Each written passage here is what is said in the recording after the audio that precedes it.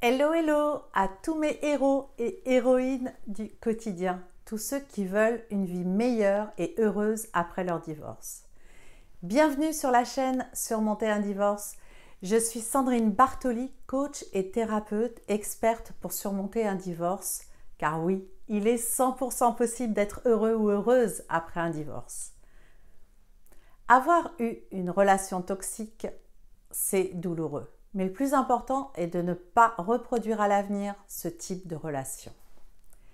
Aujourd'hui, je vais t'aider à comprendre pourquoi tu as été attiré par un pervers narcissique.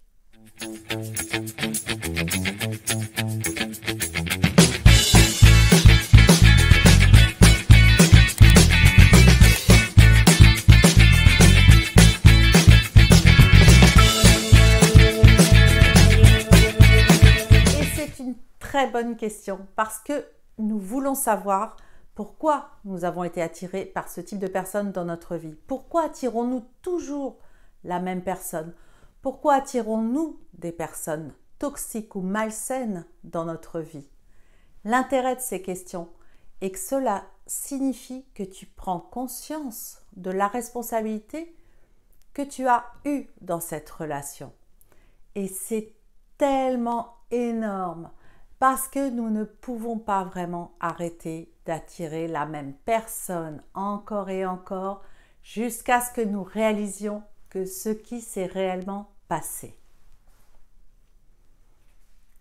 La raison pour laquelle tu as attiré un pervers narcissique est que tu souffres très probablement de dépendance affective. Ainsi, quelqu'un qui est dépendant affectif est câblé parfaitement pour rencontrer un pervers narcissique parce que le pervers narcissique sent que le dépendant affectif a ce vide à l'intérieur de lui, vide qu'il n'a jamais appris à remplir. Il n'a pas appris ce qu'est l'amour de soi et il cherche donc toujours une validation, une approbation. Le dépendant affectif veut aider tout le monde. Tu sais, ce sont des personnes qui sont dans l'empathie, qui veulent toujours aider, rendre service. Elles donnent et donnent parce qu'elles ont l'impression que si elles donnent tout, elles seront encore plus aimées. Parce qu'elles ne savent pas le faire par elles-mêmes. Elles ne savent pas comment s'aimer vraiment sans condition. Et donc, elles partent du principe suivant. Si je t'aide, tu me donneras de l'amour et cela me remplira à l'intérieur. Le pervers narcissique a aussi ce vide intérieur, ce manque à combler. Mais la différence avec le dépendant affectif est qu'il va utiliser le côté empathique, le côté don de soi du dépendant pour remplir son propre vide. Les pervers narcissiques ont besoin de savoir que les gens les aiment comme ils ont besoin de sentir leur admiration. On ne peut jamais tenir un pervers narcissique pour responsable de quoi que ce soit et lui dire que ce qu'il vient de faire t'a vraiment blessé. Parce qu'à ses yeux, il veut juste être considéré comme un être humain parfait, irréprochable. Pour simplifier, ces deux personnalités s'attirent car elles vont remplir le vide de l'autre. Je voulais juste que tu comprennes un peu comment fonctionne ce type d'attirance. Donc si je suis une dépendante affective et que j'ai ce vide en moi qui dit que je ne suis pas assez bien, que pour obtenir de l'amour, je dois être d'une certaine manière, je dois dire certaines choses, je dois agir d'une certaine façon, je dois donner toujours. Eh bien, le pervers narcissique prendra tout ce qu'il peut prendre de moi. Pour résumer, le dépendant affectif est un donneur. Il se donne à l'autre entièrement. Le pervers narcissique est un preneur. Il prend tout ce que les autres peuvent lui donner. Le pervers narcissique étant un grand manipulateur, surtout au début de la relation, il est très facile de tomber sous son charme et de rentrer dans cette dynamique preneur-donneur. La raison suivante pour laquelle tu as probablement attiré un pervers narcissique est que tu ne sais pas comment repérer les signaux d'alerte. Alors que certains signes sont vraiment évidents, d'autres ne sont pas vraiment si évidents. Et si tu négliges de reconnaître l'un ou l'autre, tu peux très très vite être piégé. Si quelqu'un te frappe ou te maltraite physiquement, ça c'est un énorme signal d'alarme. Mais si quelqu'un est émotionnellement abusif, qu'il utilise la manipulation et qu'il teste tes limites et qu'il ne respecte pas les limites des gens, qu'il t'humilie, tu sais, ce sont des choses qui, si tu n'es pas vraiment éduqué à la violence psychologique et à ce type de tactique, eh bien tu ne sauras pas quand quelqu'un te les fait réellement. Donc tu ne pourras pas repérer ces petits signes, ces alertes. Alors tu vas être maltraité et tu vas attirer un pervers narcissique parce que ce sont ces tactiques qu'il utilise pour accrocher ses proies. Si tu ne peux pas reconnaître ces méthodes et ces tactiques, tu vas être attiré par un pervers narcissique parce que tu n'es pas en mesure de repérer son comportement abusif. Et en tant que dépendant affectif, tu cherches l'amour de n'importe qui, de n'importe quoi, ce qui te permet de remplir le vide intérieur. Et ça, ce n'est pas bien pour toi. Il faut être capable de repérer ces signes d'alerte. Ainsi, lorsque tu as été attiré par ce pervers narcissique, tu n'avais probablement pas une bonne considération de ta propre personne. Parmi les autres raisons que je vais passer en revue, il y a l'absence de limites. Nous apprenons toujours aux autres comment nous voulons être traités. Nous leur apprenons ce que nous sommes prêts à tolérer et ce que nous ne sommes pas prêts à accepter.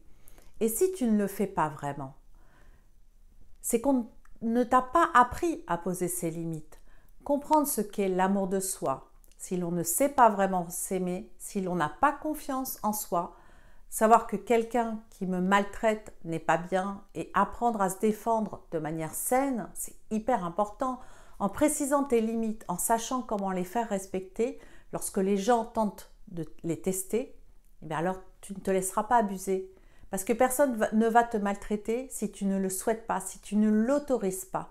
Donc si tu n'as pas de limites et que tu ne sais pas comment faire respecter ces limites, là c'est problématique. Dans ta vie, si tu ne connais pas tes propres limites et que tu ne les imposes pas, tu vas toujours attirer ces personnes toxiques ou abusives. L'autre raison qui va attirer un pervers narcissique est le manque de confiance en soi. Avoir confiance en toi, c'est probablement la plus grande chose que tu puisses faire.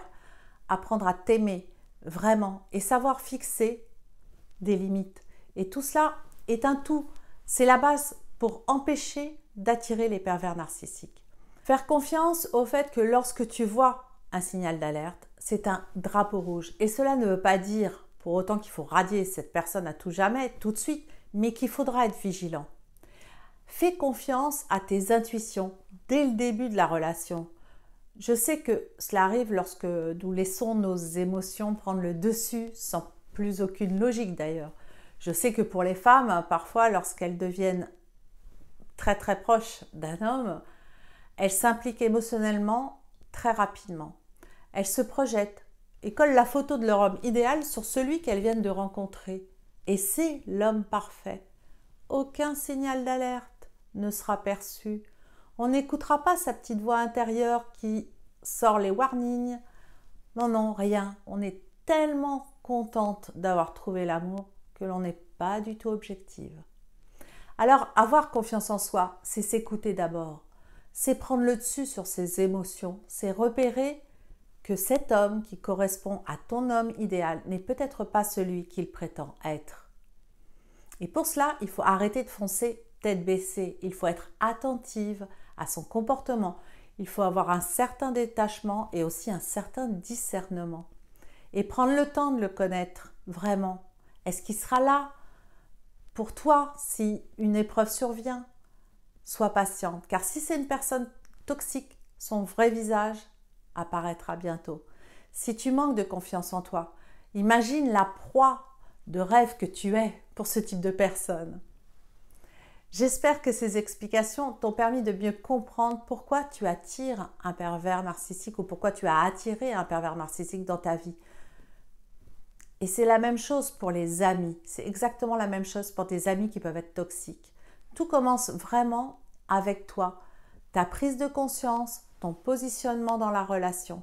C'est comme ça que tu pourras surmonter les épreuves et aussi être capable à l'avenir d'identifier tout de suite quelqu'un qui est toxique ou quelqu'un qui est bon pour toi.